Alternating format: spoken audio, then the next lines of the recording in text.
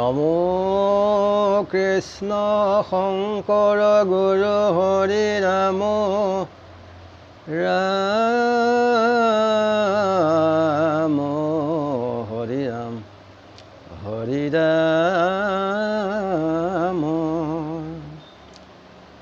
ধ্যানং মূলং গুৰুমূৰ্তি মন্ত্ৰ মূলং গুৰু বাক্য। ॐ नमो भगवते वासुदेवाय। सृष्टि स्थिति प्रलय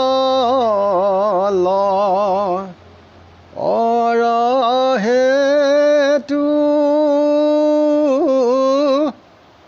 অনন্ত বিচিত্ৰ কৰ্ম হৰি কৰে যিটো তাক গাৱে শুনে প্ৰশংসয়।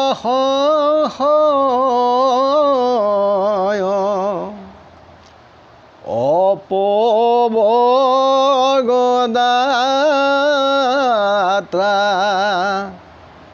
ভগৱন্ত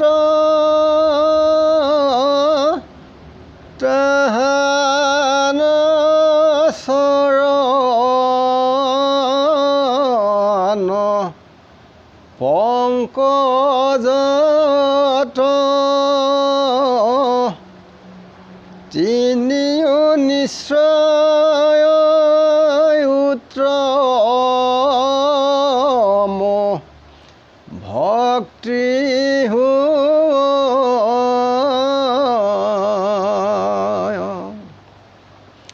ভিগুৰ পৰীক্ষাত ঋষিমুনিসকলে নিশ্চয় কৰি কৃষ্ণক ভজিলে। পঞ্চম খণ্ড দুলৰী। ৰাম উবা নৰ নাৰী বহু পুণ্য কৰি মনুষ্য শৰীৰ পাইলা বিষয়ত মজি হৰি কন ভজি অসুৰতো ধিক ভৈলা ৰাতি দিনে কাম ক্ৰোধ মাত্ৰ বাঢ়ে খনি কোনো দয়া কিনো তাক শুনা মনত নুগুণা অমৰ দেখি কায়া ধন জন ভোগ নকৰাই উদ্যোগ তথাপি লভি বাতাক যেই পুণ্য নেই সেই আনি দেই সাক্ষাতে দেখি হাক নৰতনু মাত্ৰ ভজিবাৰ পাত্ৰ কৃষ্ণক জানি সবৰ্থা আৰ যত্ন চাৰি শুনায়া গবাহি কৃষ্ণ কথা যথা তথা মহা ভাগৱত শাস্ত্ৰৰ সন্মত সাক্ষাতে শুনাই আপুনি ত্ৰিভুৱনে নিষ্ঠ ভজনী মিশ্ৰ দেও নাহি কৃষ্ণ বিনে মহামুনিগণে কৃষ্ণক ভজিলা নিশ্চয় পৰীক্ষা কৰি আৰু কিবা চোৱাতে যি আন সেৱা সতৰে ভজা শ্ৰী হৰি তিলেক দণ্ডে কৃষ্ণ কথা শুনা এহিহে মূল ভজন অন্যজনে শুনি সাধন জানয় কৃষ্ণৰ কথা গহন কোনো হানি হুৱে দণ্ডে খনে নকৰিলে কাম ভাগৱত ভট্ট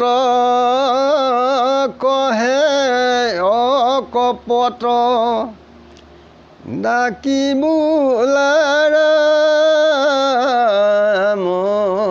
হৰি ৰাম কৃষ্ণ শংকৰ গুৰু হৰি ৰাম।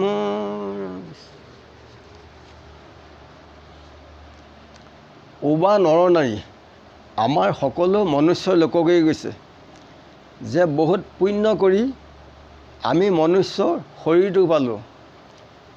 অসীম জনম শত কোটিৰ অন্তৰে কত ভাগ্য বসে জীৱে নৰদেহা ধৰে।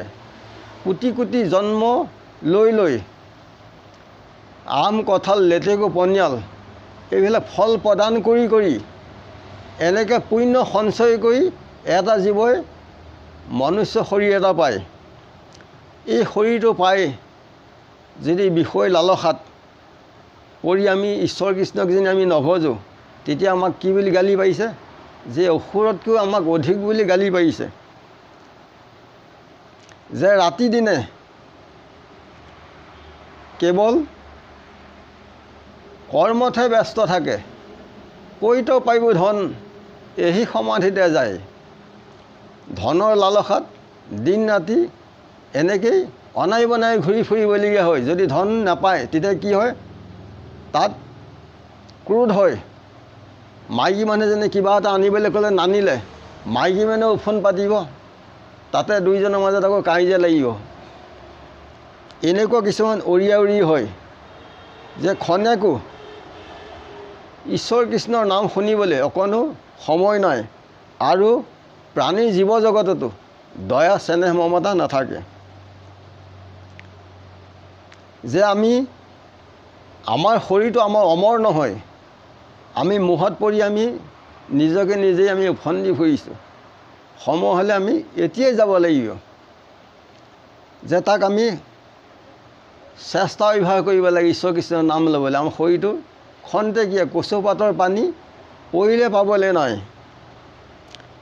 ধন জন ভোগ ইয়াক উদ্যোগ নকৰি আশা নকৰি যি কৰ্ম পোৱা যায় তাতে সন্তুষ্ট হৈ কেৱল ঈশ্বৰ কৃষ্ণত আমি আশ্ৰয় হৈ তেখেতৰ নাম গুণ ল'ব লাগে।